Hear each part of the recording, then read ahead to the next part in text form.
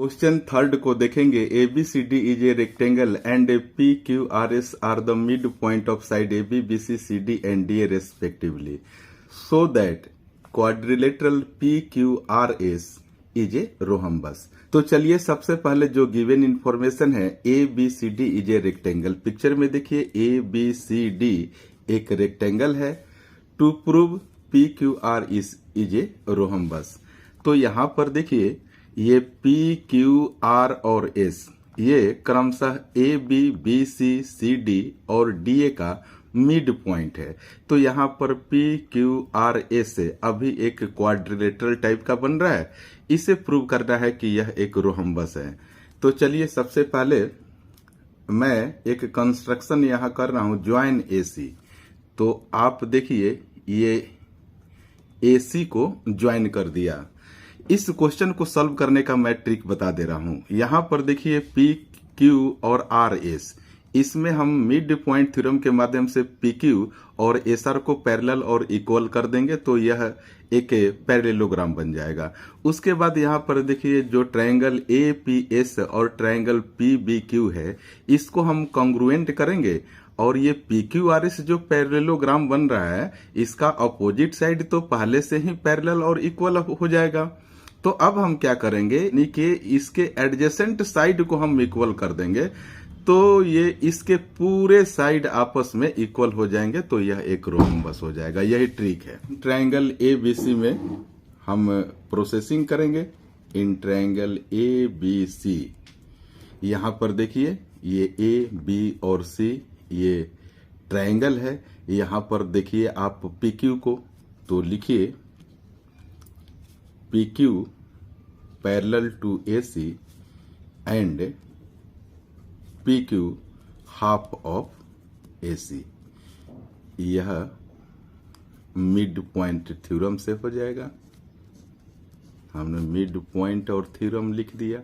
यहां पर देखिए PQ है, यह AC के इक्वल भी हो जाएगा और AC का हाफ भी हो जाएगा। तो इसको आप इक्वेशन फर्स्ट मार्क कर दीजिए। अब देखिए ट्रायंगल ए डी और सी में, तो हम यहां लिखेंगे in triangle A D and सी।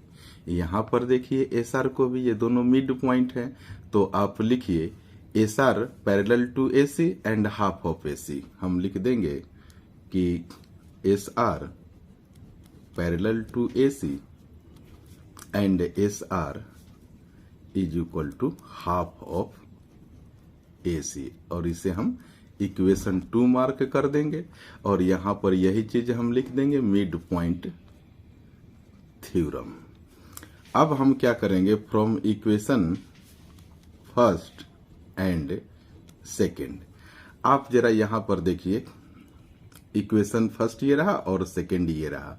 ये राइट की तरफ देखिए ए सी, तो आप लेफ्ट का जो पार्ट है पी क्यू और एस आर, ये भी आपस में पैरेलल हो जाएगा। राइट जब इक्वल है तो लेफ्ट वाले को भी इक्वल के सेंस में आप लीजिए। तो यहां पैरेलल है, तो आप लिख दीजिए P Q parallel to S R. और यहां पर देखिए P Q is equal to half of A C, S R is equal to half of A C. Right part आपस में इक्वल है, लेफ्ट पार्ट को आप आपस में इक्वल कर दीजिए, तो P Q is equal to S R हो गया। अब इसको जरा आप पिक्चर से समझने का कोशिश कीजिए। ये क्यू पैरेलल है एस आर के और ये पी क्यू एस आर के इक्वल भी है, यानी कि पैरेलल और इक्वल है। तो ये जो क्वाड्रिलेटरल था जिसका वन अपोजिट पेयर पैरेलल और इक्वल हो गया, तो ये पी क्यू आर एस यहाँ पैरेललोग्राम भी हो गया। तो यहां पर लिखिए, इसीलिए P Q R S is a parallelogram. अब यह एक पैरेललोग्राम बन चुका है। और आप देखिए A B C D is a rectangle. A B C D a rectangle जो कि गिवन इंफॉर्मेशन है। तो A B C D rectangle है, तो हम लिख देंगे A D is equal to B C. Opposite side तो इक्वल ही होता है, तो हमने लिख दिया A D is equal to B C. और रेफरेंस में हम लिख देंगे ये अपोजिट साइड है। अब हम क्या करेंगे कि AD का हाफ कर देंगे और BC का भी हाफ कर देंगे। तो यहां पर लिख दीजिए डिवाइडेड बोथ साइड बाय 2। तो यहां पर पिक्चर में देखिए AD का हाफ, यहां पर देखिए AD साइड है ना, इसका अगर हाफ कर देंगे तो क्या AS नहीं हो जाएगा, क्योंकि यह S एक मिड पॉइंट है। तो इसके बदले में हमने लिख दिया AS। और यहां पर देखिए BC का जब आप हाफ करेंगे तो यह BQ हो जाएगा, क्योंकि Q भी इस साइड का एक मिड पॉइंट है। तो यहां पर हमें BQ मिल गया। अब देखिए AS is equal to BQ, आप इस पर विशेष ध्यान देंगे, इसकी हमें जरूरत पड़ जाएगी। अब देखिए now in A triangle APS and in triangle BPQ।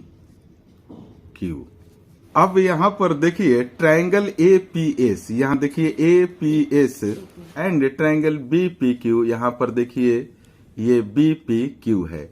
इस दोनों ट्रायंगल में एक्चुअल में हमें SP और इसका एडजेसेंट साइड PQ को हमें इक्वल करना है। तो आप बहुत ही ध्यान से इसको देखेंगे। AS is equal to BQ, जो अभी हमने प्रूव किया है, यहां पर लिख दीजिए यह है। और AP is equal to BP,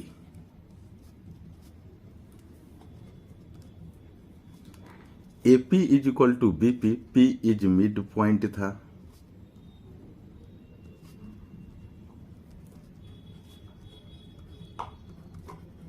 आप देखिए AP is equal to BP, तो P मिड पॉइंट है ना, तो ये भी तो आपस में इक्वल हो जाएगा।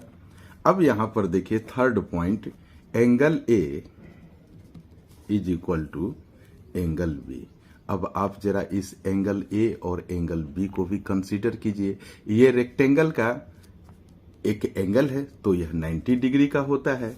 तो आप लिख दीजिए एंगल ऑफ रेक्टेंगल।